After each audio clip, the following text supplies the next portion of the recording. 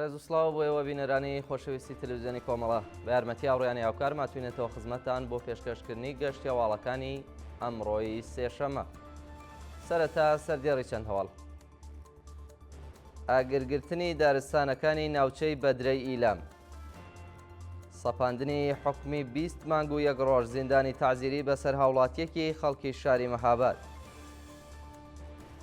تێکەڵچوونی قورس لە نێوان هێزەکانی سووریای دموکراتیک و چەکدارانی حکوومەتی کاتی سووریا،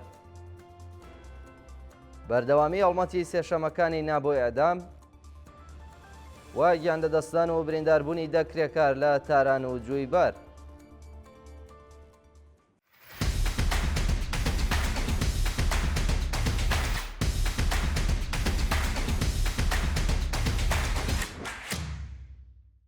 ئاگرگرتنی دارستانەکانی ناوچەی بەدرەی ئیلام بە پێ وێنانەی کە بەدەستی ناوەندی هەواڵی کۆمەڵە گەیشتووە، دارستانەکانی تەنگەی ڕازیانەی ناوچەی بەدرە لە پارێزگای ئیلام بە هۆکارێکی نادیار ئاگری گرتووە و مەترسی گەیشتنی ئاگرەکە بە ناوچەکانی نیشتەجێبوونی هاوڵاتیان لە ئارادایە. بە وتەی سەرچاوەکانی هەواڵ، ئاگری دارستانەکانی ئەو ناوچەیە سەرەڕای هەوڵی ژینگە پارێزان و خەڵکی خۆبەخش هەموو جارێک بە هۆکارێکی نادیار لە شوێنێکی دیکەوە سەر هەڵدێنێتەوە بەهۆی هاتنی باوە نەبوونی ئیمکاناتی تایبەتیش بە کوژانەوەی ئاگر. گیانی ژینگە پارێزان لە مەترسیدا.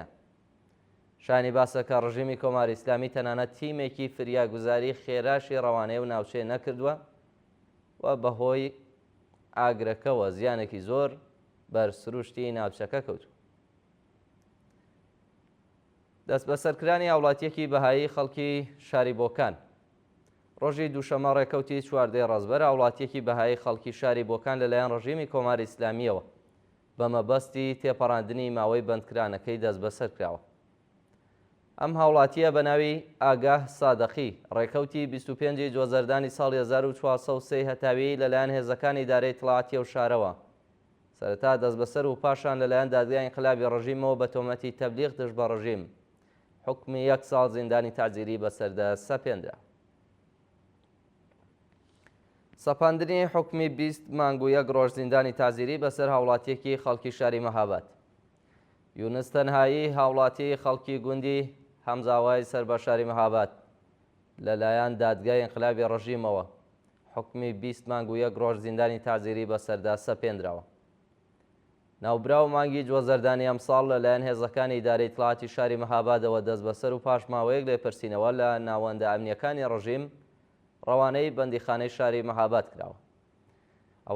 ئەو هاوڵاتیە لە دادگای ئینقلابی ڕژیمەوە بە تۆمەتی هاوکاری لەگەڵ یەکێک لە حزبە کوردیەکان ئەم تۆمەتەی بەسەردا سەپێنراوە و لە پێدانی هەر جۆرە لێبوردنێک لەلایەن دەستگای قەزای ڕژیمەوە بێبەش کراوە.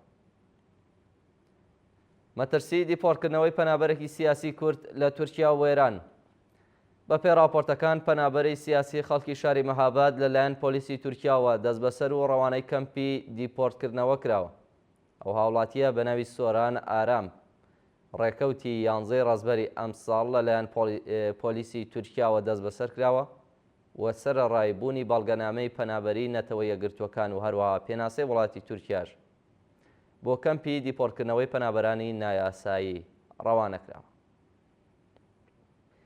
ناڕوونی چارەنووسی هاوڵاتیەکی دەست بەسەرکراو لە شاری بانە. هۆشیار شەعبانی بەندکراوی سیاسی پێشووە هاوڵاتی خەڵکی شاری بانە سەرەڕای تێپەڕبوونی زیاتر لە 1 مانگونی و دەست بەسەرکرانی هێشتا چارەنووسی دیار نییە. ناوبراو ڕۆژی چوارشەمە 29 گەلاوێژی ئەم ساڵ بە تەقەیەزەکانی ئیدارەی دڵاتی ڕژیم لە شاری بانە بریندار کراوە و پاشان دەست بەسەر و ڕەوانەی گرتوخانەکانی ئەو ناوەندە کراوە. شانی باسە سەرەڕای بە دوواداچوونی بنەماڵەکەی لە سەردۆخی تەندروستی و شوێنی ڕاگررتنی و هەروەها سەردانیان بۆ ئیدارەی دڵاتی شارەکانی بانە سنە و سەقز تا کاتی داڕشتنی ئەم هەواڵە سەبارەت بۆ هاوڵاتیە زانیاریەک لە بەردەستانی.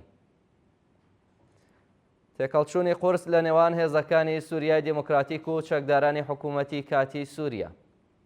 شەوی ڕابردوو هێزەکانی سەر بە حکوومەتی کاتی سووریا بەدەیان کەرەسەی سەربازی و چەکی قورسەوە هێرشیان کردە سەر ناوچەکانی ئەشرەفیە و شێخ مەقسوودی حەلەب. بە پێی دوایین زانیاریەکان پاش هێرشی چەکدانەری ببورن چەکدارانی تەحریر الشام بۆ سەر ناوچە کوردنشینەکانی شاری حەلەب هێزەکانی سووریای دیموکراتیک بەرپەرچی هێرشەکانی ئەو هێزانەیان داوەتەوە بەو هۆیەوە دوو هاوڵاتی مەدەنی ناوچە کوردنشینەکانی گیانیان بەخت کردووە و 20 کەسی دیکەش بریندار بوون. لە بەرامبەردا بەهۆی هێرشی هێزەکانی سووریای دیموکراتیک بۆ سەر چەکدارانی تەحریر الشام لانی کەم 3 چەکداریان لێ کوژراوە و 10 کەسی دیکەش بریندار بوون. شانی باسە پاش چەند کاتژمێر هێرشی بەرفراوان لەلایەن ئەو دوو هێزەوە تا کاتی داڕشتنی ئەو هەواڵە ئاگربەس ڕاگەیەندراوە، بەڵام لەلایەن حکوومەتی کاتی سووریا و شاری حەلەب گەمارۆ درراوە و ئەگەری دیسان دەستپێکردنەوەی هێرشەکان لە ئارادا. بەردەوامی سێشەمەکانی ببورن بەردەوامی هەڵمەتی سێشەمەکانی نابۆ ئێعدام ڕۆژی سێشەممە ڕێکەوتی 15 ڕازبەری 1404 هەتاوی بەندکراوان لە 52 زیندانی ڕژیمی کۆماری ئیسلامی لە 89مین هەفتەی هەڵمەتی سێشەمەکانی نابۆ ئێعدام دژ بە سەپاندنی حکمی ئێعدام بەسەر بەندکراواندا مانیان گرت. بەندکراوان لە زیندانەکانی ڕژیم بە بڵاوکردنەوەی بەیاننامەیەک ئاماژەیان بەوە کردووە کە ڕژیمی کۆماری ئیسلامی بە لە سێدارەدانی بەندکراوان و هەروەها سەرکوتی خەڵکی ئازادیخواز دەیەوێت دەنگی ئازادیخوازی لە ئێران ببڕێت و بەردەوامی بەدەسەڵاتی گەندەڵی خۆی بدات. لە درێژەی بەیاننامەکەدا جەخت لەسەرەوە کراوەتەوە کە بەندکراوانی بەشداربووی ئەم هەڵمەتە سەرەڕای هەموو گوشارەکانی ناوەندە ئەمنیەکانی ڕژیمی کۆماری ئیسلامی و ئەشکەنجە و ئازارەکان تا کاتی هەڵوەشانەوەی حکمی ئەعدامی هەموو بەندکراوان و ئازادی دەست بەجێ هەموو زیندانیانی سیاسی بەردەوامە بن لە مانگرتن و ناڕەزایەتیان. و دوایین هەواڵمان سەبارەتە بە گیان لەدەستدان و برینداربوونی 10 کرێکار لە شارەکانی تاران و جویبار.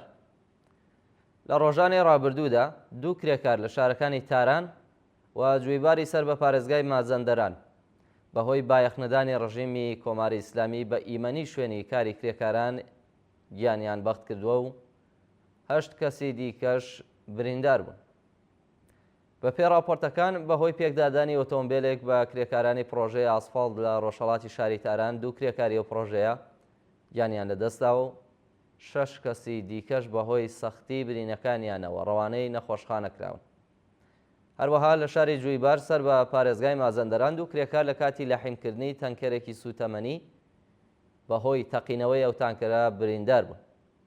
شانی باسە کە دۆخی تەندروستی کرێکارێکی ئەو ڕووداوە لە خراپیدایە و ئەگەری لە دەستانی گیانی هەیە. بینەرانی خۆشەویست گەشتی هەواڵەکانی ئەمڕۆتان پێشکەش کرا. کات و ساتێکی خۆش بۆ هەموو لایەک.